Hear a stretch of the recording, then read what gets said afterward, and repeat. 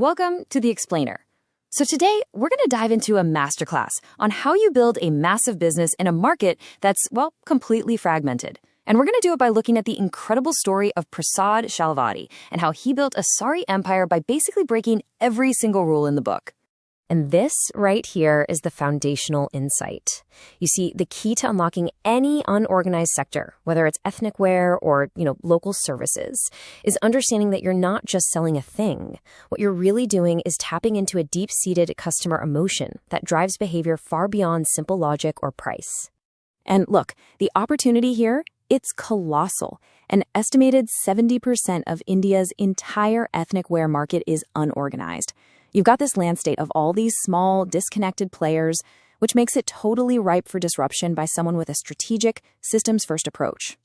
All right, so the big question is, how did he pull this off?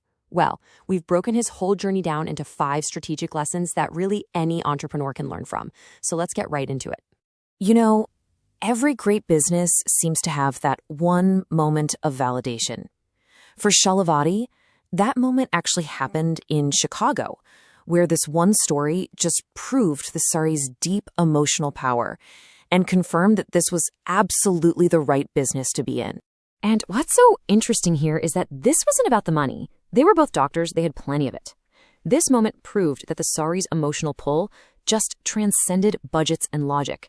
It was like a force of nature, and that just solidified it. This was the perfect product to build an empire around. Okay, so with his very first solo store, Shalavati made a decision that was, it was totally radical. It was a choice that went against every single norm in the unorganized retail sector, and honestly, it became the bedrock of his entire strategy. I mean, he just completely rejected the traditional model. You see, the old way, the way everyone was doing it, was all people-dependent. Sales were hidden, data was deleted, all to avoid taxes.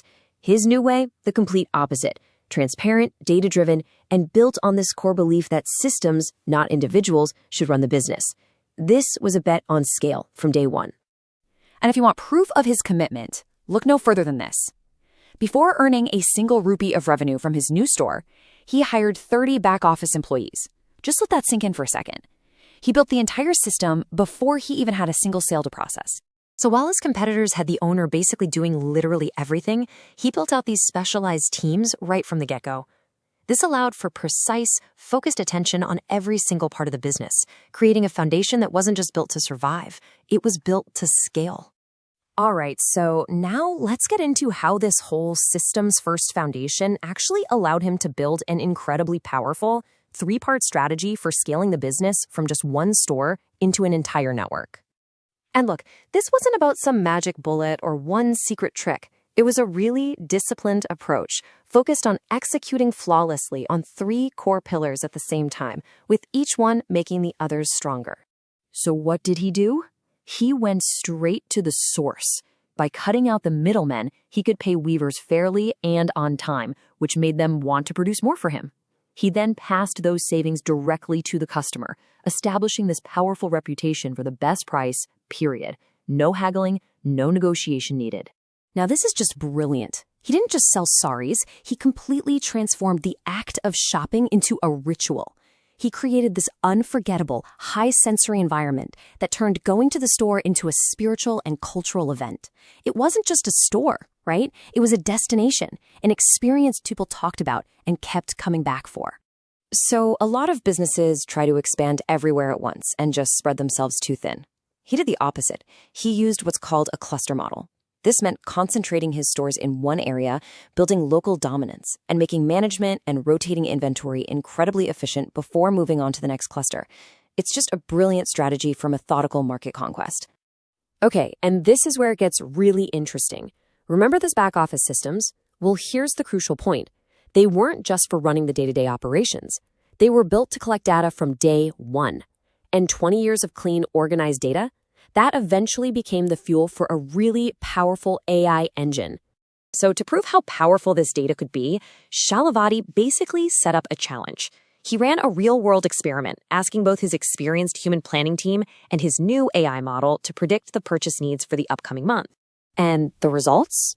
Honestly, they were staggering. His human team, using all their years of experience, They forecasted a need for 155 crores. But the AI? It looked at the data and said, nope, you only need 97 crores. That one test, it saved them from buying almost 60 crores of extra stock in a single month. And believe me, it went way beyond just forecasting. AI automated surveillance, saving huge costs. It flagged service issues in real time. And this last one is just mind-blowing.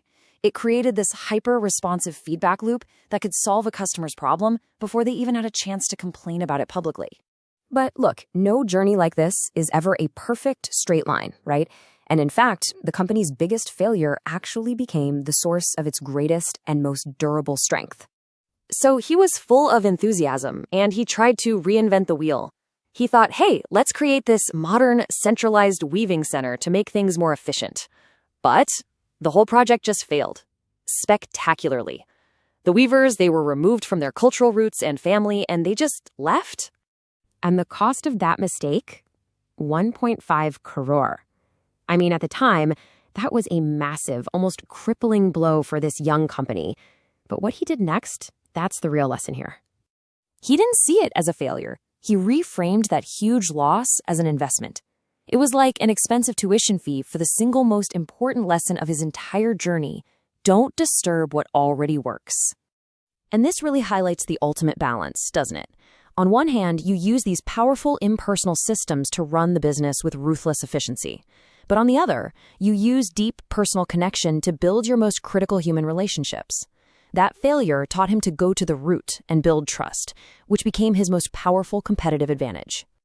So when you step back, the blueprint is crystal clear. Find the emotion, build the system from day one, and master the execution. And remember, this model isn't just about sarees. It's about seeing the hidden potential for order inside of all that chaos. The only question left is what opportunity is waiting for you.